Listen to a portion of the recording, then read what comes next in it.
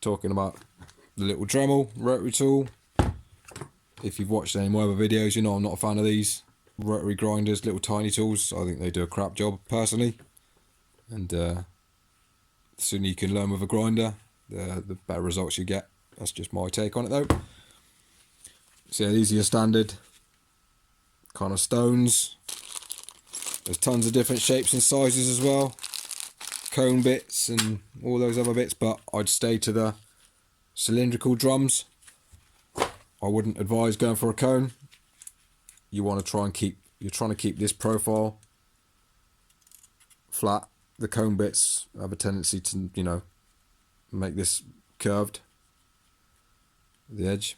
And again, get the right size. This is a 9.5mm drum. You can get the smaller ones, but again they wear out too quickly. And there's all these kind of weird ones, but some people use these on a weird angle, or yeah, no. Stick to a cylinder and I find you get the best results.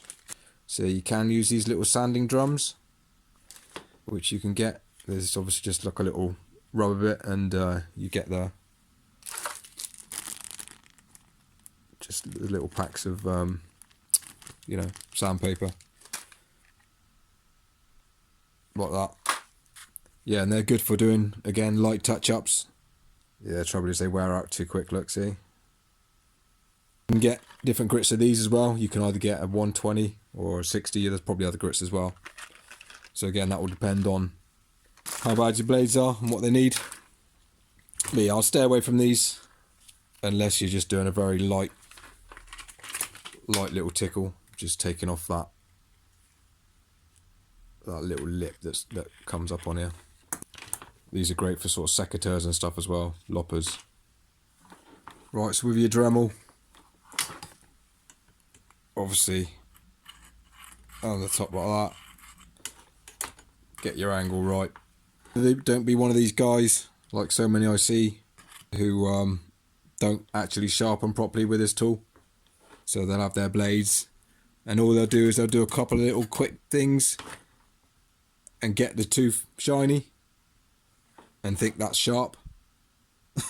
I've seen some really bad videos of even pro shops who do it, and they'll do a couple of light little strokes like that, get the tooth all shiny, and then you actually see the profile of it and it's still smashed and beaten up.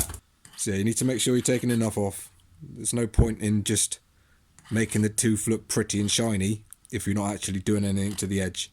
Right, you're defeating the whole purpose of sharpening. The purpose of sharpening is to create this edge here. You know, it needs to be a razor sharp edge, not a shiny top bit of your tooth, which a lot of people just get wrong. They just think, oh yeah, I'll just make it shiny, then it's sharp. Shiny does not equal sharp. It cracks me up when I see people do that. But again, if they don't know, they don't know. So yeah, they've never been taught. But yeah, the aim is to get a razor sharp edge.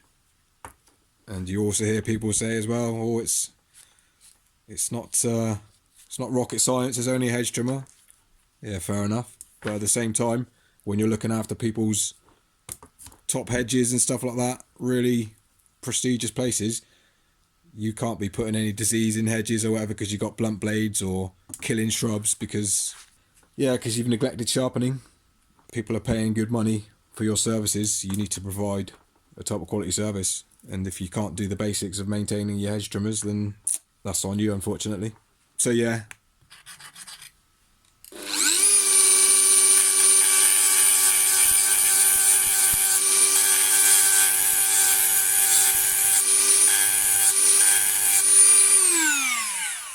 these are not bad, but yeah, nothing special. But again, you need to make sure you're going far enough, which again most people don't bother with when they're using these little things. For the majority of people watching, I'd recommend cylindrical stone bit, 9.5mm for your Dremels. So I hope that helps some of you who are a bit unsure what to use. And yeah, just keep practicing if you're new to this sort of thing, and the results will come. So yeah, appreciate you watching. Any questions, let me know. Leave me a like as well, be much appreciated. And yeah, take care. Cheers.